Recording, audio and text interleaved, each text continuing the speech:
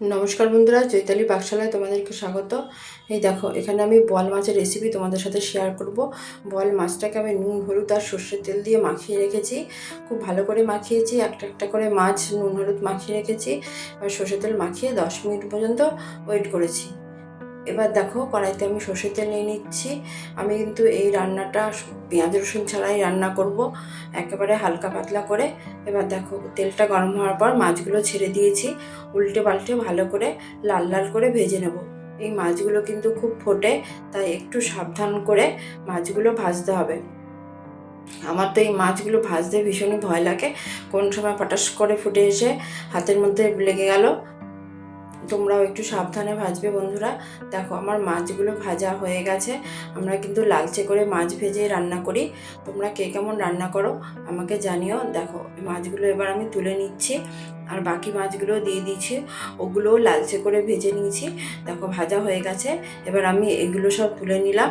এবার কড়াইতে আমি জিরে ফোড়ন দিয়ে দিচ্ছি আর শুকনো লঙ্কা ফোড়ন দিয়ে দিলাম। এবার ফোড়নটা একটু নাড়াচাড়া করে ভেজে নেব। এবার আমি এর মধ্যে আলু দিয়ে দেবো। যে আলুগুলো আমি টুকরো করে কেটে রেখেছিলাম, আমি 4-5টা আলু ডুমো ডুমো করে টুকরো করে কেটে রেখেছি। এবার আলুগুলো তেলের মধ্যে খুব ভালো করে ভেজে নেব, একদম লালচে করে ভাজবো। দেখো, এবার আমি হলুদ দিয়ে দিলাম, নুন দিয়ে দিলাম।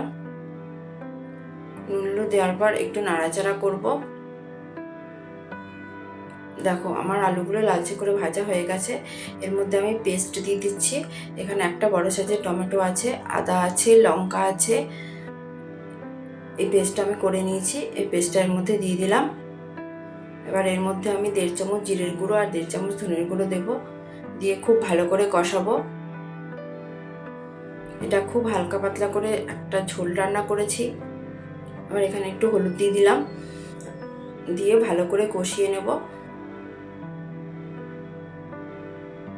দেখো, আমার কষানোটা হয়ে গেছে। এবার আমি এখানে পরিমাণ মতন জল দিয়ে দেবো, যে যেরকম ঝোল খাবে। এবার নুন দিয়ে দিলাম, সেইভাবে জলটা দেবে। আমি একটু ঝোল ঝোল রান্না করব, তাই একটু বেশি করে জল দিয়েছি, 1 গ্লাস মতন। এবার আমি এটা ঢেকে রাখছি, 10 মিনিট মতন ঢাকবো। ঢাকনাটা সরিয়ে দিয়ে এবার একটু নাড়াচাড়া করব, দেখি আলুটা কতটা নরম হয়েছে। আলু কিন্তু একটু শক্ত আছে, খুব ভালো করে নরম এখনও হয়নি। এই অবস্থায় আমি মাছগুলো দিয়ে দিচ্ছি, যেগুলো আমি ভেজে রেখেছিলাম। দিয়ে ভালো করে ঝোলের মধ্যে একদম মিশিয়ে দেব, মানে ঝোলের মধ্যে মাছগুলোকে ডুবিয়ে দেব। প্রত্যেকটা মাছ ভালো করে নাড়িয়ে চাড়িয়ে ঝোলের মধ্যে ডুবিয়ে দেব। তোমাদের যদি আমার রেসিপিটা ভালো লাগে, তোমরা বাড়িতে রান্না করবে, লাইক করবে, সাবস্ক্রাইব করবে আর শেয়ার করো। দেখো, সব মাছগুলো আমি ঝোলের মধ্যে ডুবিয়ে দিয়েছি। এবার আমি ঢেকে রাখবো, বেশিক্ষণ লাগবে না, 5-7 মিনিট ঢাকলেই হবে। দেখো, আলুগুলো খুব ভালো করে নরম হয়ে গেছে, মাছগুলোও ঝোলের মধ্যে খুব ভালো করে নরম হয়ে গেছে। এবার আমি একটু নাড়িয়ে চাড়িয়ে নিলাম। দেখো, একটা আলু তোমাদের দেখাচ্ছি। দেখো, আলুগুলো খুব ভালো নরম হয়ে গেছে। আমার রান্নাটা কিন্তু প্রায় হয়ে এসছে। এই গরমে কিন্তু পেঁয়াজ রসুন দিয়ে রিচ খাবার খেতে কিন্তু সবসময় ভালো লাগে না, তাই একটু হালকা পাতলা করেই রান্নাটা করেছি। দেখো, এখানে আমি গরম মশলা দিয়ে দিলাম 1 চামচ মতন, আর একটুখানি গুড় দিয়ে দিলাম মিষ্টির জন্য। এটা অপশনাল, তোমাদের ইচ্ছা হলে দেবে, না হলে দেবে না। দিয়ে আমি ভালো করে মিশিয়ে নেব।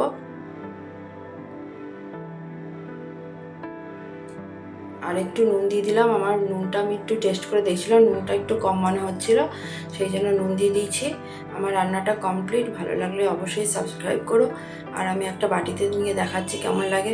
ব্যাস, বাই বাই।